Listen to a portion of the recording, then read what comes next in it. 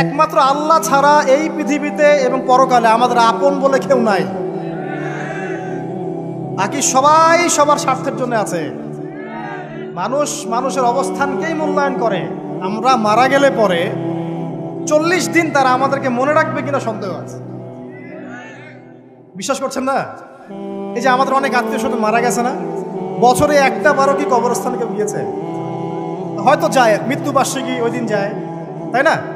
দেখেন আমরা কিন্তু আস্তে আস্তে ভুলে গিয়েছি তাদের, আমরা ব্যস্ত হয়ে গেছি। ঠিক একইভাবে তারাও আমাদেরকে ভুলে যাবে।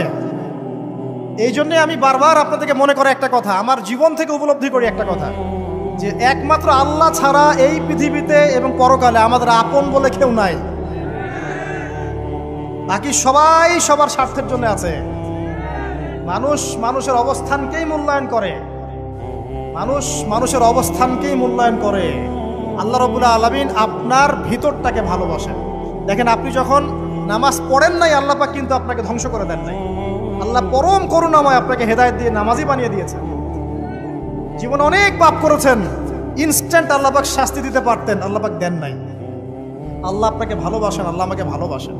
আল্লাহ পাকের এই ভালোবাসার ঋণটা শোধ করার জন্য হলেও নামাজি হয়ে যান, আল্লাহর পথে ফিরে আসেন, দিনের জন্য কিছু করেন, দিনের ফিকির করেন, পড়াশোনা করেন।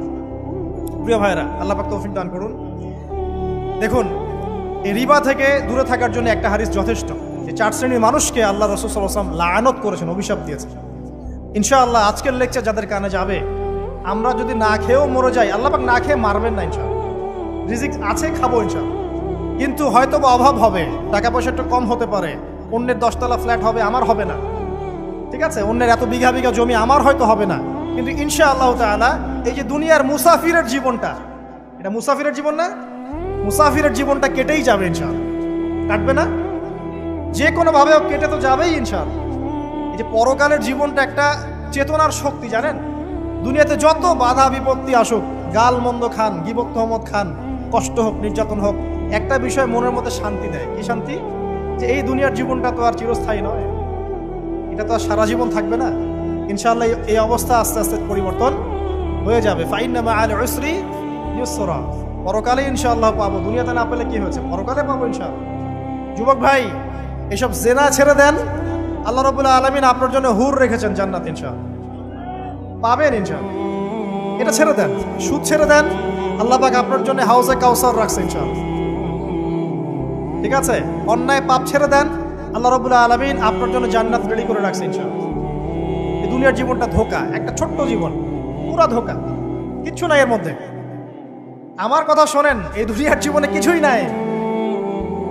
চারপাশে অনেক কিছু মনে হবে, আপনার বাড়ি আছে, গাড়ি আছে, স্ট্যাটাস আছে, টাকা পয়সা, প্রতিপত্তি সব আছে। আদতে আপনি একা, আদতে আপনাকে একাই কবরে যাওয়া লাগবে, একাই আল্লাহর সাথে হিসেব নিকাশ দিতে হবে। কেউ নাই সাথে, আমাদের সাথে কেউ নাই। কিন্তু আপনি মনে করছেন যে সেলিব্রিটিজম, বড় আমি পলিটিক্যাল নেতা হয়েছি, আমাকে সবাই চেনে, আমি ইকোনমিক সেক্টরে লিড দেই, রাষ্ট্রকে লিড দেই, আমি ধর্মতাত্ত্বিক ক্ষেত্রে লিড দেই, আমাকে দেখলে মানুষ বাহবা দেয়, ইত্যাদি ইত্যাদি। দিন শেষে আমি একা, আপনিও একাই, আমাকেও একাই যেতে হবে, আপনাকেও একাই যেতে হবে। এগুলো সব চারপাশের খালি অন্ধ মোহ, আর কিছু না। এই মোহের মধ্যে ঢুকে পড়বেন না, আল্লাহ পাক তৌফিক ইনায়াত করুন। নবী সাল্লাল্লাহু আলাইহি ওয়াসাল্লাম বারবার বলতেন, আল্লাহুম্মা ইন্নী আউযু বিকা মিন ফিতনাতিদ দুনিয়া, বলতেন না? হে আল্লাহ, আমি এই দুনিয়ার ফিতনা থেকে তোমার কাছে আশ্রয় প্রার্থনা করছি। ওয়া ইন্নী আউযু বিকা মিন ফিতনাতিন নিসা, আমি মহিলাদের ফিতনা থেকেও আশ্রয় প্রার্থনা করছি। আরো দোয়া করতেন, আল্লাহুম্মা ইন্নী আউযু বিকা মিন আযাবিল কবর, হে আল্লাহ, আমি কবরের আযাব থেকে আশ্রয় প্রার্থনা করছি। ওয়া আযাবি জাহান্নাম, জাহান্নামের আযাব থেকে আশ্রয় প্রার্থনা করছি। ওয়া মিন ফিতনাতিল মাহইয়া ওয়াল মামাত, জীবন মৃত্যুর ফিতনা থেকে আশ্রয় প্রার্থনা করছি। ওয়া মিন শাররি ফিতনাতিল মাসিহিদ দাজ্জাল, এবং দাজ্জালের ফিতনা থেকে আশ্রয় প্রার্থনা করছি। দাজ্জালে পরে আসবো ইনশাআল্লাহ। দাজ্জাল নিয়ে আলোচনা করলে আবার কিছু মানুষ খারাজি ট্যাগ লাগাই দিতে পারে, ওই জন্য এদিকে আমি এখন যাচ্ছি। হ্যাঁ, সামনে আসি। তো রিবার বিষয়টা বলছিলাম। আইয়ামে জাহিলিয়াতের যে সেই রিবা এখনকার বিশ্বে আছে কি নাই বলেন? ওই সময় না হয় মক্কায় ছিল, এখন কি সারা বিশ্বব্যাপী নাই? বিশ্বের কোনো কান্ট্রি রিবা মুক্ত না, বিশ্বের কোনো দেশ রিবা থেকে মুক্ত থাকতে পারবে না, এই বিশ্ব পরিচালনা যারা করছে ওদের আন্ডারে থাকলে। কখন হবে বিশ্ব রিবা মুক্ত? একদিন বিশ্ব রিবা মুক্ত হবে ইনশাআল্লাহ। একদিন না একদিন এই বিশ্বটা সুদ মুক্ত হবে ইনশাআল্লাহু তাআলা। তখন জালেম পার পাবে না, মাজলুমের রক্ত শ্রম বৃথা যাবে না ইনশাআল্লাহ। কবে কত বছর পর আমি জানি না, কিন্তু এতটুকু জানি যে মালহামার পরে যখন আল মাহদি আসবেন এবং তারপর যখন মাসিহুদ দাজ্জাল বের হবে এবং ঈসা ইবনে মারইয়ামকে আল্লাহ পাক নামিয়ে দিবেন, তার হাতে যখন দাজ্জাল নিহত হবে এবং জেরুজালেম থেকে যখন পুরো বিশ্ব শাসন করা হবে মুসলিমদের হাতে, তখন রিবা বলে কিচ্ছু থাকবে না পৃথিবীতে। তার আগ পর্যন্ত এই অবস্থা সলভ হবে কিনা আমরা জানি না, হতেও পারে নাও হবে। ওই সময় যে হবে নিশ্চিত ইনশাআল্লাহ। আসুন, আইয়ামে জাহিলিয়াতের আরেকটা বড় পাপ ছিল যে এক ভাই বলেছেন, সেটা হচ্ছে নারীর অবমাননা। কে বলেছে এই কথাটা? সামনে একজন। হ্যাঁ, আইয়ামে জাহিলিয়াতের অন্যতম একটা সেরা পাপ ছিল কি?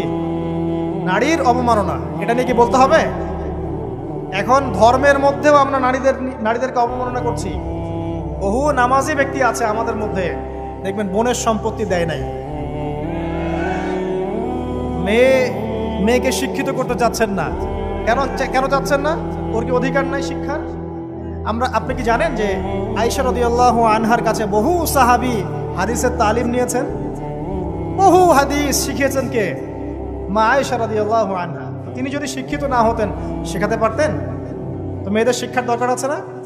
হ্যাঁ, কি বিষয় দরকার? তাদের উপযুক্ত পরিবেশ নিশ্চিত করতে হবে, নিরাপত্তা, পর্দা এগুলো নিশ্চিত করতে হবে। তারপরে মেয়েদেরকে আপনি অবশ্যই শিক্ষিত করুন। ঘরের কোণে বসে রাখতে কে বলেছে? আপনি নিরাপদ পরিবেশ দেন, পর্দা দেন, তারা মাদ্রাসা যাবে, পড়াশোনা করবে। ঠিক আছে? আল্লাহ পাক আমাদের মা বোনদেরকে শিক্ষিত করার তৌফিক দান করুন, আমিন। ভালো ভালো কোয়ালিটি সম্পন্ন মহিলা মাদ্রাসা গড়ে তোলেন। আর মেয়েরা যদি শিক্ষিত না হয় তাহলে আমাদের বাড়ির বউরা শিক্ষিত হবে। আর বউ শিক্ষিত না হলে আপনি একা শিক্ষিত হয়ে লাভ নাই। তখন ওই যে বললাম টর্চার সেল, ওই টর্চার সেলে ঢুকতে হবে আর কি। কথা বুঝতে পারছেন না? আগে বিয়ে শাদী করেন, বুঝবেন ইনশাআল্লাহ। যারা করেছেন তারা অলরেডি হাসছে যে মিটমিট করে দেন।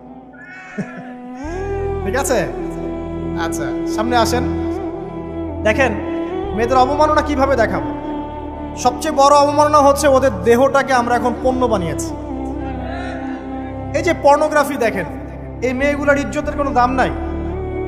মানে তাদের দেহটাকে একটা ব্যবসার সামগ্রী বানানো হয়েছে।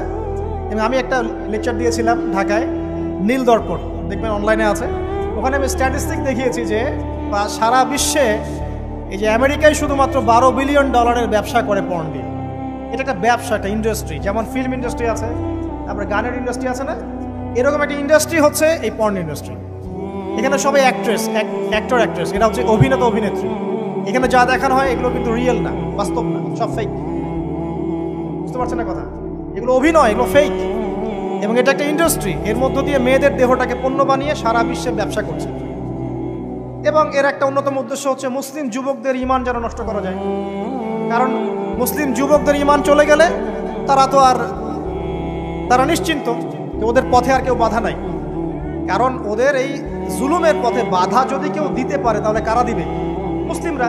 আর মুসলিমদের মধ্যে সবচেয়ে শৌর্য বীর্য কাদের মধ্যে থাকে? যুবকদের মধ্যে। যুবকদের ঈমান যদি চলে যায় তাহলে এদের আর কোনো সমস্যা নাই। এই বিষয়টা খেয়াল করবেন যে এটা একটা ইন্ডাস্ট্রি। সো এখানে আমরা মেয়েদের দেহটাকে আমরা কি বানিয়েছি? পণ্য বানিয়ে দিয়েছি। আর এখন তো চলছে কাপড় খোলা সংস্কৃতি। প্রত্যেকটা সেক্টরে আপনি গিয়ে দেখবেন মেয়েদের ইজ্জত, সম্মান, আব্রুটাকে উন্মুক্ত করে এটাকে দিয়ে আমরা বিজনেস করছি। এটা একটা বিজনেস। এখানে সমাধান কি? সমাধান আয়েশা রাদিয়াল্লাহু আনহা। সমাধান কে? সমাধান ফাতিমা রাদিয়াল্লাহু আনহা। সমাধান কে? সমাধান খাদিজা রাদিয়াল্লাহু আনহা। আমাদের মা, আমাদের বোন, আমাদের স্ত্রীদেরকে তাদের মতো করে মানুষ করতে হবে, গড়ে তুলতে হবে ইনশাআল্লাহ। দেখবেন নারীর সত্যিকারের সম্মান নিশ্চিত হবে ইনশাআল্লাহ। ইসলাম কি কখনো বলেছে যে মেয়েরা কাজ করতে পারবে না, পড়াশোনা করতে পারবে না ইত্যাদি? এই নাস্তিকরা তো ঠুনকো যুক্তি দিয়ে আক্রমণ করে। কে বলেছে সমস্যা? এমন ইসলামিক স্টেট আছে যেখানে একটা স্টুডিও, মনে করি স্টুডিও, ছবি তোলা হয়, কথার কথা, সেখানে সব কর্মী মহিলা, কোনো পুরুষ নাই। একটা মাদ্রাসা, সমস্ত কর্মী মহিলা, কোনো পুরুষ নাই। একটা স্কুল, সবাই মহিলা, কোনো পুরুষ নাই। ওখানে মেয়েরাই পড়ে, মেয়েরাই শেখায়। জায়েজ না জায়েজ বলেন? একটা নিরাপদ পরিবেশে যদি মেয়েরাই মেয়েদের দায়িত্ব নিয়ে পড়াশোনা করায়, ব্যবসা করে, অন্য কিছু করে, জায়েজ না জায়েজ? তাহলে পরিবেশ নিশ্চিত করাটা হচ্ছে চ্যালেঞ্জ। ইসলাম বলছে না যে আপনি তাকে একদম অজ্ঞ করে রেখে ঘরের কোণে ফেলায় রেখে দেন, তাকে আপনি পড়াশোনাও শেখাবেন না, সম্পত্তির অধিকারও দিবেন না, কিছুই না। এগুলো ইসলাম কখনো বলেনি। বলেছে? আরে বোকা মানুষ! রাসূলুল্লাহ সাল্লাল্লাহু আলাইহি ওয়াসাল্লামের সময় তো মহিলা সাহাবীরা উহুদের যুদ্ধ করেছে। কি শুনলেন? রাসূল সাল্লাল্লাহু আলাইহি ওয়াসাল্লামের সময় মহিলা সাহাবী উহুদের যুদ্ধও করেছে। উহুদের যুদ্ধের নাম শুনেছেন? ওখানে মহিলা সাহাবীও ছিল তীরন্দাজ। তাহলে মহিলাটা কি করে নাই নবীর যুগে? খাদিজা রাদিয়াল্লাহু আনহা যত বড় ব্যবসায়ী ছিলেন, এখন এত বড় ব্যবসায়ী পাবেন? কোন মেয়ে আছে এত বড় ব্যবসায়ী? উসমান রাদিয়াল্লাহু আনহু যত বড় বিজনেসম্যান ছিলেন, এখন এত বড় বিজনেসম্যান আছে?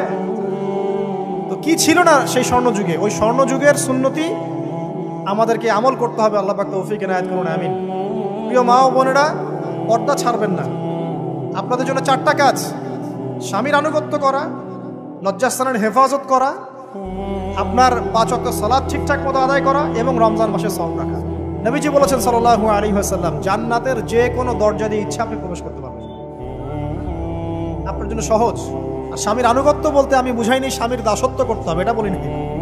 এখনকার কিছু ফ্যামিলিস্ট মেয়ে আছে, ওরা আনুগত্য শব্দ মনে হয় যে দাসত্ব বলে। আনুগত্য দাসত্ব এক জিনিস না। আনুগত্য কি? স্বামী কোরআন সুন্নাহর অনুকূলে কোনো কথা বলেছে, আপনি মানবেন। স্বামী বলছে পর্দা করো, তোমাকে ভালোবেসে বলছি তুমি পর্দা করো, তুমি আমার অনেক প্রিয় একজন মানুষ, তুমি বেপর্দায় বাইরে যাবা, লোকজন দেখবে, কেমন হয়? ঠিক আছে, তোমাকে তো আমি বিয়ে করেছি, তুমি আমার মানুষ, তোমাকে দেখবে কেন? ঠিক আছে, তো এখন স্বামী ভালো কথা বলেছে, আপনি শুনলেন, এটা আনুগত্য। আর ওই স্বামী যদি বলে আসো তো আমার কলিগরা এসেছে, ওকে খাবার সার্ভ করতে হবে, আসো খাবারটা পরিবেশন করো, এখন আপনি বেপর্দা হয়ে আপনার স্বামীর কলিগের সামনে খাবার পরিবেশন করতে শুরু করবেন, এটা কি আনুগত্য করতে হবে? এটা তখন আপনি আনুগত্য করবেন না। সিম্পল, কোরআন সুন্নাহর অনুগত কাজে আপনি স্বামীর আনুগত্য করবেন, বিপরীতে গেলে আপনি করবেন না। স্বামীর আনুগত্য মানে স্বামীর দাসত্ব নয়। আর এই হাদিসটা আপনি কেন ভুলে যান যে আল্লাহ রাসূল সাল্লাল্লাহু আলাইহি ওয়াসাল্লাম বলেছেন, আল্লাহ ছাড়া যদি কাউকে সেজদা করা যেত, সম্মান বুঝাচ্ছেন, আল্লাহ ছাড়া যদি কাউকে সেজদা করা জায়েজ হতো, আমি মেয়েদেরকে বলতাম যেন স্বামীকে সেজদা করে। কেন? কারণ আপনাকে রেসপন্সিবিলিটি, আপনার খাবার, আপনার ফুড, আপনার শেল্টার, আপনার মানে পুরো দায় দায়িত্ব নিজের হাড় ভাঙা পরিশ্রম দিয়ে, জীবনের ঝুঁকি নিয়ে স্বামী আপনার জন্য করে। সে আপনার সম্মান পাওয়ার যোগ্য তো? সে কি আপনার সম্মান পাওয়ার যোগ্য নয়?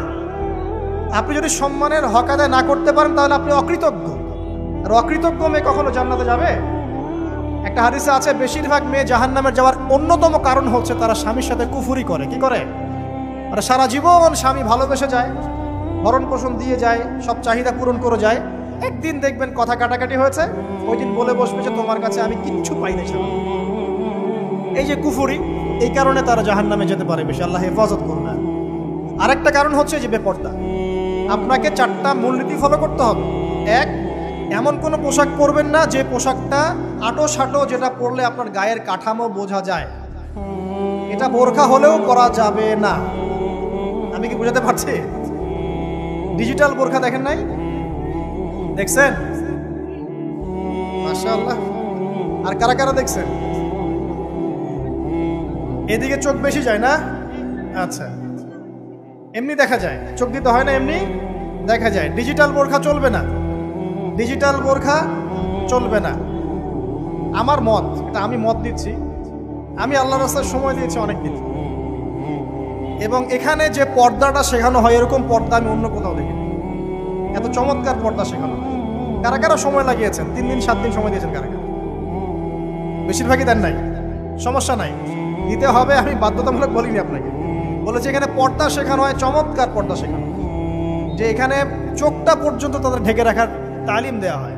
যাই হোক, যেখানেই শেখেন অ্যাটলিস্ট পর্দাটা শিখলেই হলো।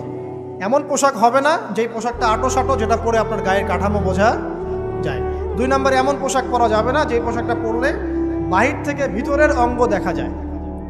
দেখেছেন? দেখেন নাই? দেখছেন হুজুর?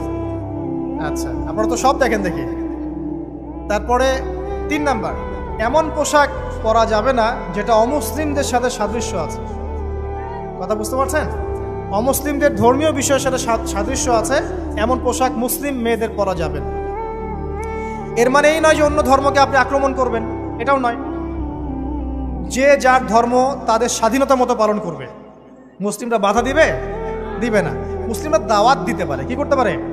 দাওয়াত দিতে পারে যে ভাই, যে লা ইলাহা ইল্লাল্লাহর কনসেপ্ট আপনাকে বুঝাচ্ছি, আল্লাহ ছাড়া কোনো মাবুদ নাই, মুহাম্মদ সাল্লাল্লাহু আলাইহি ওয়াসাল্লাম সর্বশেষ রাসূল, এই কোরআন পড়ুন, হাদিস পড়ুন, দেখুন এটাই হচ্ছে মানবতার মুক্তির সনদ। এরপর যদি সে ইসলাম কবুল করে আলহামদুলিল্লাহ, যদি না করে এর হিসাব কে দিবে?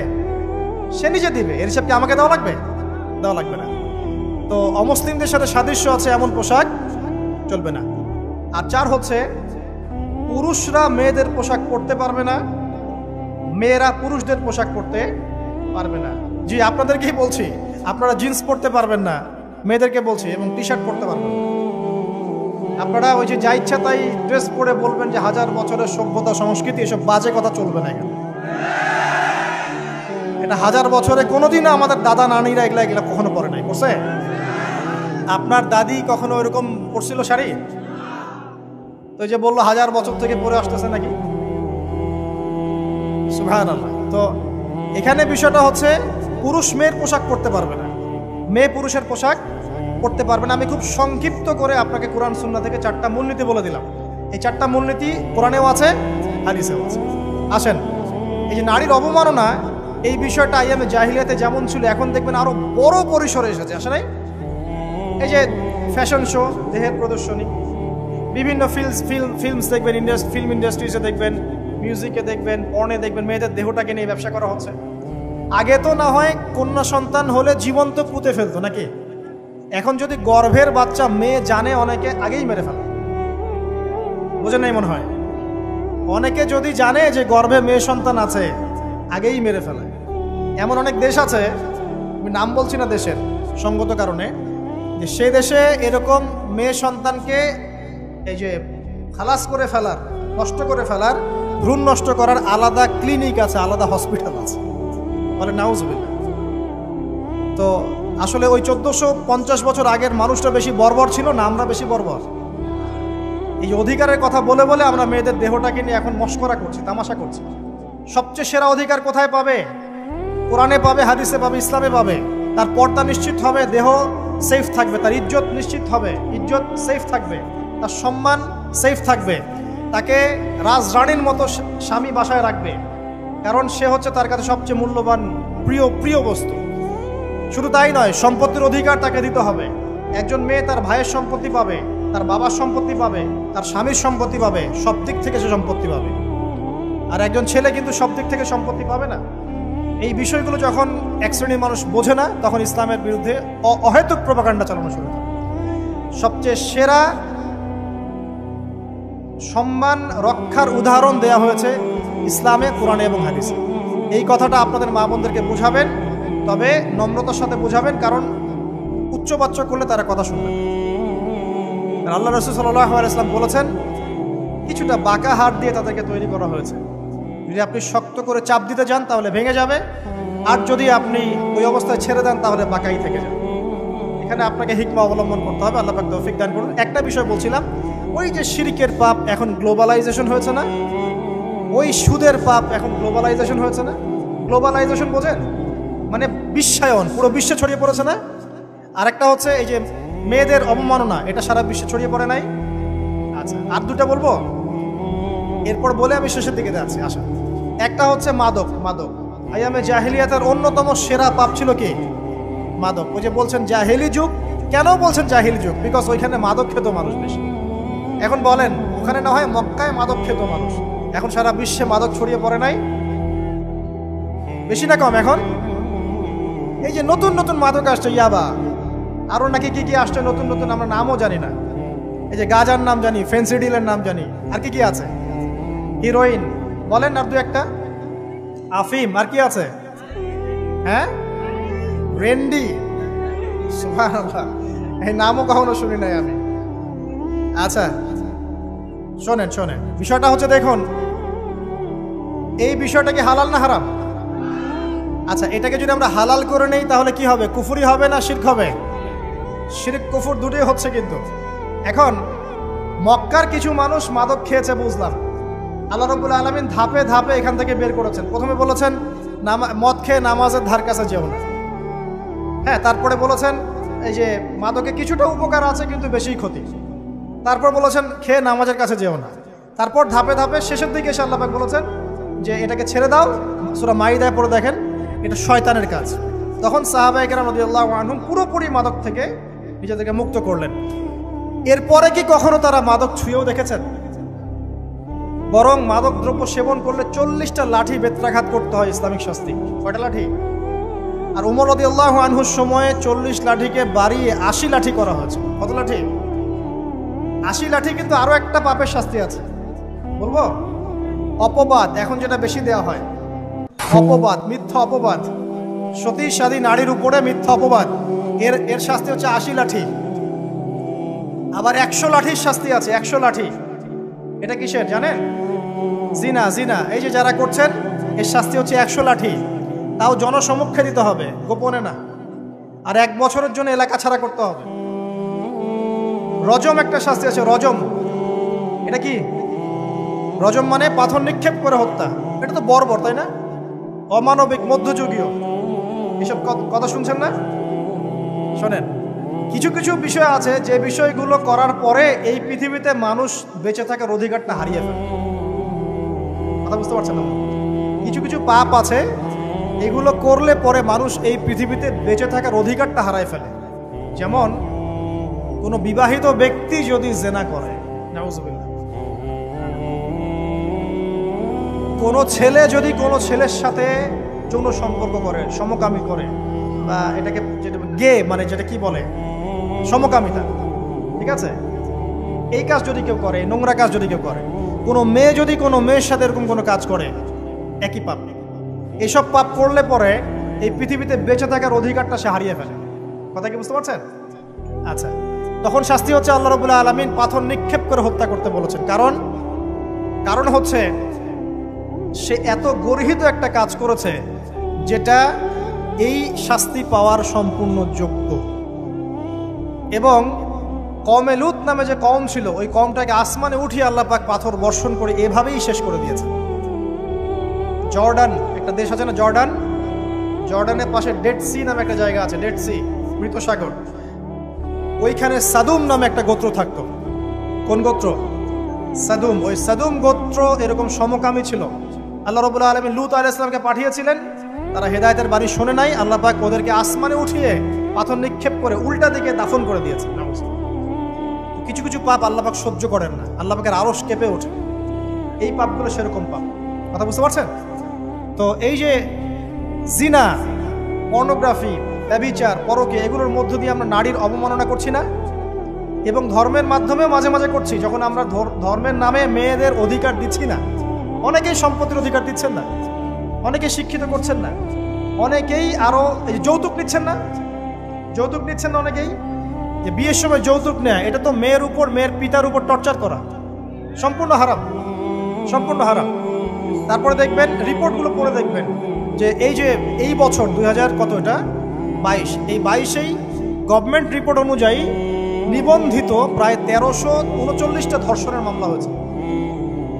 এটা এখন অ্যাভেলেবল, যে কোনো সব জায়গায় ধর্ষণ হচ্ছে, এখন অ্যাভেলেবল। মানুষ এটাকে স্বাভাবিক মনে করছে, নর্মাল ধর্ষণ হতেই পারে, মানুষ এখন এমন মনে করছে। প্রত্যেক দিন পেপার খুলবেন, দেখবেন রেপের খবর। প্রত্যেক দিন খবর শুনবেন ধর্ষণের খবর।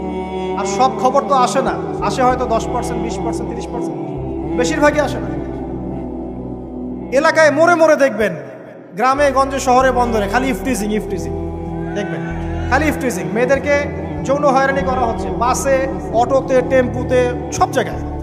বাসের মধ্যে মেয়েকে রেপ করে ফেলা হচ্ছে। একটা বাচ্চা মেয়ে যে বোঝেও না যে সেক্সুয়াল বিষয়গুলো কি জিনিস, ওকেও রেপ করা হচ্ছে। এই যে মহামারী, আপনি তো বুঝতে পারছেন না যে আমরা কোন সমাজে আছি। এই সমাজে আপনার মেয়ে তো সেফ না, আমার মেয়ে তো সেফ না। আমার মেয়ে, আপনার মেয়ের ভবিষ্যৎ কি হবে, এর ভবিষ্যতের নিশ্চয়তা কে দিবে? আপনার মেয়ের ইজ্জতের ভবিষ্যতের নিশ্চয়তা কে দিবে? এই নিশ্চয়তা দেওয়ার মতো মানুষ কোথায়, নেতা কোথায়? কারো ঘরের স্ত্রী, কারো ঘরের বোন, কারো ঘরের মেয়ে এখন সেফ না। যে কোনো জায়গায়, যে কোনো বাসে, ট্রাকে, ট্রেনে, অটোতে, সব জায়গায় হতে পারে। আর এগুলোকে আমরা প্রমোট করছি, এখন নগ্নতাকে প্রমোট করছি, পর্নকে প্রমোট করছি। এই নগ্নতা, পর্ন, এসব দিয়ে মানুষের মাথাটাকে পুরো জানোয়ার বানিয়ে ফেলা হয়েছে। পর্ন দেখাতে দেখাতে ছেলেদের মাথাটাকে জানোয়ার, পশু বানিয়ে ফেলা হয়েছে। এরা এখন বোঝে না যে মেয়ে কি জিনিস, মা কি জিনিস, বোন কি জিনিস, তাও বোঝে না। ভাই বোনের সাথে জেনা করেছে, চাচাতো বোন চাচাতো ভাইয়ের সাথে জেনা করছে, চাচাতো ভাই ফুফাতো বোনের সাথে জেনা করছে। রংপুরের খবর শুনলাম যে মায়ের সাথে ছেলেও জেনা করেছে। না, এগুলো কেন হচ্ছে? এই মহামারী কেন হচ্ছে? কি সমাধান দিবে? সমাধান ইসলামে ছিল, আমরা নেই নাই। সমাধান হচ্ছে, প্রথম সমাধান অশ্লীলতার মহামারী বন্ধ করতে হবে, পর্দা নিশ্চিত করতে হবে, পর্নোগ্রাফির সমস্ত সাইটগুলো বন্ধ করে ফেলতে হবে। আজকের নিউজ দেখেছি আমি, এটা আমি ধন্যবাদ জানাই বাংলাদেশ গভর্নমেন্টের যে তথ্য প্রযুক্তির যে সেন্টার আছে, প্রায় 26,000 পর্ন সাইট তারা বন্ধ করে দিয়েছে, আলহামদুলিল্লাহ। তো কথা বললে তো কাজ হবে, কথা না বললে কাজ হবে কিভাবে? 26,000 পর্ন সাইট তারা বন্ধ করে দিয়েছে। যখন সমাজের মানুষ পর্ন দেখতে দেখতে পশু হয়ে গেছে, আপনি বাইরে এই যে আলখাল্লা টুপি দাঁড়িয়ে পরে ঘুরলে লাভ আছে? ভিতর থেকে তো আপনি পশু। দেখবেন মসজিদ ইমাম সাহেব নামাজ পড়তে এসেছে, বাসায় পর্ন দেখে আসছে, নামাজে কোনো মনোযোগ নাই। দেখবেন টাপাটাপ নামাজ পড়ছে, কোনো মনোযোগই নাই, পর্ন দেখে। ইমানের আলোচনা করবেন, খুব লাফালাফি করলো, 2 দিন পর দেখবেন কোনো খবর নাই, পর্ন দেখতে দেখতে ভিতরটা শেষ, ড্যামেজ। পর্নোগ্রাফিতে যে একবার আসক্ত হয়েছে, তার মধ্যে ইমানের কোনো তেজই থাকবে না, কোনো তেজ থাকবে না। এখন আলেম জালেম সবার ফোনে ফোনে দেখবেন পর্ন চলে আসতেছে, কেউ দেখতে না চাইলেও তাকে দেখতে বাধ্য করা হচ্ছে। ফেসবুকে ঢুকবেন, নগ্ন দৃশ্য।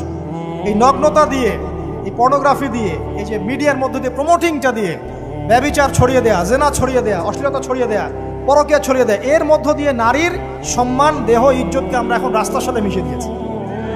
কিসের অধিকারের কথা বলছে? কিসের নারী অধিকারের কথা বলছে? খালি ডিগ্রি সার্টিফিকেট অর্জন করতে পারলেই অধিকার হয়? আমার তো ইজ্জতই ঠিক থাকলো না, আমার অধিকার কোথায় থাকলো? একটা সার্টিফিকেট অর্জন করার জন্য কলেজের মেয়েদেরকে বড় বড় নেতার বেডরুমে ঢুকানো হচ্ছে, দেখেন নাই? তো একটা সার্টিফিকেট অর্জন করতেই হবে আমাকে, নিজের ইজ্জত বিক্রি করে দিয়ে হলেও আমার সার্টিফিকেট অর্জন করতেই হবে। লাথি মারি এসব পড়াশোনার পিছনে, দরকার নেই আমার পড়াশোনা। পড়ছে বাসায়, এলাকায় এলাকায় মহিলা মাদ্রাসা করেন, মাদ্রাসায় মেয়েদেরকে পড়ান। আমি খুব দুঃখের সাথে বলছি, অনেক মাদ্রাসাতেও এরকম ঘটনা কিন্তু ঘটেছে না? এখানে একটা কথা আমরা পরিষ্কার করতে চাই, সেটা হলো যে পাপী, রেপি, ধর্ষণী, সে আলেম করুক আর জালেম করুক, ইমাম করুক আর জালেম করুক, ফাসেক করুক, সবাইকে সমান শাস্তি নিশ্চিত করতে হবে। আর শাস্তি হবে দৃষ্টান্তমূলক, যেন আরো 10 জন দেখে শিক্ষা নেয়। ওই যে ইসলামে আছে না হাত কেটে ফেলা, কি কারণে বলেন তো? কারণ সবাই যখন দেখবে এই যে খুঁটির সাথে বেঁধে একটা চোরের হাত কেটে ফেলা হয়েছে, এলাকার সব মানুষ দেখেছে, চুরি বাড়বে না কমবে? নিশ্চিত চুরি কমে যাবে ইনশাআল্লাহ। তো এই যে নারীর অবমাননার ওই যুগের চেয়ে এই যুগে বেশি না কম? আপনি ভালো করে আল্লাহর নূর দিয়ে দেখেন। আমি প্রথমে বলেছি, শুধু বাইরের চোখ দিয়ে দেখলে সব বুঝতে পারবেন না। আল্লাহ পাকে নূর দিয়ে দেখেন, কোরআন সুন্নাহর গভীর জ্ঞান দিয়ে দেখেন, দেখবেন ওই জাহিলিয়াতের চেয়ে 1000 গুণ বেশি জাহিলিয়াত এখনকার বিশ্বে চলছে। আল্লাহ পাক আমাদের মা বোনদের ইজ্জত হেফাজত করুন, তাদের সম্মান হেফাজত করুন। আমরা দোয়া করি আল্লাহ পাক তাদেরকে উচ্চশিক্ষায় শিক্ষিত করুন, নিরাপত্তা নিশ্চিত করুন। কেউ যদি ওদের দিকে খারাপ চোখ তুলে তাকায়, আল্লাহ পাক সেই চোখকে যেন ধ্বংস করে দেন। আল্লাহ পাক তাদের ইজ্জতের প্রতি যদি কেউ খারাপভাবে হাত বাড়ায়, তাদের শাস্তি যেন নিশ্চিত করার তৌফিক আল্লাহ পাক আমাদেরকে দান করেন। আল্লাহ পাক আমাদের মা বোনদেরকে মহামূল্যবান মনে করে আমাদেরকে হেফাজত করার তৌফিক দান করুন, আমিন। আর তাদেরকে যারা নগ্ন করতে চায়, আল্লাহ পাক এদেরকে ধ্বংস করে ছেড়ে দিন, আমিন। আল্লাহ পাক বলেছেন, যারা চায় মুমিন মুসলিমদের সমাজে অশ্লীলতা ছড়িয়ে পড়ুক, দুনিয়া এবং আখিরাত উভয় জাহানে আল্লাহ পাক এদেরকে ধ্বংস করুন। আরেকটা বলে শেষ করি, সেটা হলো, কয়টা বলেছি ভাই জাহিলিয়াত? ইমাম মুহাম্মদ বিন আব্দুল ওয়াহাব রাহিমাহুল্লাহ, তার একটা বইয়ের মধ্যে 1000টা জাহিলিয়াত আছে। আমি 5টা বাছাই করেছি। কয়টা? 5টা। কয়টা বলেছি? 4টা। এক হচ্ছে কি বলেছিলাম? শিরক, আছে না নাই? রিবা এখন আছে না নাই? 3 নাম্বার কি ছিল? মাদক। আর 4 নাম্বার নারীর অবমাননা। মাদক তো বুঝলেন, এটা তো আমার চেয়ে আপনারা ভালো বুঝেন, মাদক সব জায়গায় আছে। একটা কথা বলি, দেখুন মাদক নিয়ে একটা কথা বলি, শুনুন। আপনাদের কি কখনো গায়ে কখনো ফোড়া হয়েছে? কার কার গায়ে ফোড়া হয়েছে বলি, হাত তুলুন। আচ্ছা, কেমন ব্যথা? ফোড়া ফেটে গেলে কি বের হয়? রক্ত আর পুঁজ বের হয়, তাই তো? তো নবী সাল্লাল্লাহু আলাইহি ওয়াসাল্লামকে সাহাবীরা পরে জিজ্ঞাসা করলেন, ইয়া রাসূলুল্লাহ, কোন পাপের কারণে তাদেরকে এই শাস্তি দেওয়া হচ্ছে? নবী করিম সাল্লাল্লাহু আলাইহি ওয়াসাল্লাম বললেন, তাদেরকে এই শাস্তি দেওয়া হচ্ছে একটা পাপের কারণে, সেটা হলো মাদক দ্রব্য সেবন করা। আর ওই পানীয়টার নামও নবীজি বলে গেলেন, তার নাম হচ্ছে তিনাতুল খাবাল। কি নাম? তিনাতুল খাবাল। এই তিনাতুল খাবাল মানে জাহান্নামীদের রক্ত এবং পুঁজ। এটা খেতে দেয়া হচ্ছে মাদকদ্রব্য সেবনকারীদের জন্য। আল্লাহ রাসূল সাল্লাল্লাহু আলাইহি ওয়াসাল্লাম বলেছেন, কোনো ব্যক্তি যদি মাদক সেবন করে তার 40 দিনের নামাজ কবুল হবে না। সে যদি আবার তওবা করে ফিরে আসে, আল্লাহ পাক মাফ করে দিবেন ইনশাআল্লাহ। যদি আবারও মাদক খায়, আবার 40 দিনের নামাজ কবুল হবে না। তারপর যদি আবার তওবা করে, আবার আল্লাহ মাফ করে দিবেন ইনশাআল্লাহ। তারপর যদি আবার মাদক খায়, আবার 40 দিনের নামাজ কবুল হবে না। তারপর যদি আবার তওবা করে, আবার আল্লাহ মাফ করে দেবেন। তারপরে যদি আবার মাদক খায়, তখন আল্লাহ রাব্বুল আলামিন তাকে তিনাতুল খাবাল পান করান। প্রিয় ভাইরা, আপনারা মুসলিম না? আমরা মুসলিম না? মুসলিম যুবকদের সবচেয়ে সেরা অস্ত্র হচ্ছে ঈমান এবং নৈতিকতা। অন্যরা জাহিলিয়াতের স্রোতে ভেসে যাক, মুসলিম তরুণরা কখনো জাহিলিয়াতে যাবে না ইনশাআল্লাহ। আমার সাথে ওয়াদা করেন যে কোনো প্রকার মাদক দ্রব্যের সাথে সংশ্লিষ্ট থাকবেন না। একটা সিগারেটেও কখনো টান দিবেন না। কারণ সিগারেটটা কি? সিগারেট আপনাকে আস্তে আস্তে অন্য মাদকের দিকে নিয়ে যাবে। সিগারেট খাওয়া শিখেছিস, এখন গাঁজাও খা। গাঁজা খাওয়া শিখলে এখন ওটা খা, এই করতে থাকে। এক পর্যায়ে আপনি এখান থেকে আর বের হতে পারবেন। এখানে আপনার দেহের ক্ষতি, আপনার মস্তিষ্কের ক্ষতি, আপনার পরিবারের ক্ষতি। এমন আপনি যদি পরবর্তীতে গিয়ে পরিবার গঠন করতে চান, আপনি সুখী পরিবারও গঠন করতে পারবেন না, কারণ ভিতর থেকে আপনি নিজেকে শেষ করে ফেলছেন।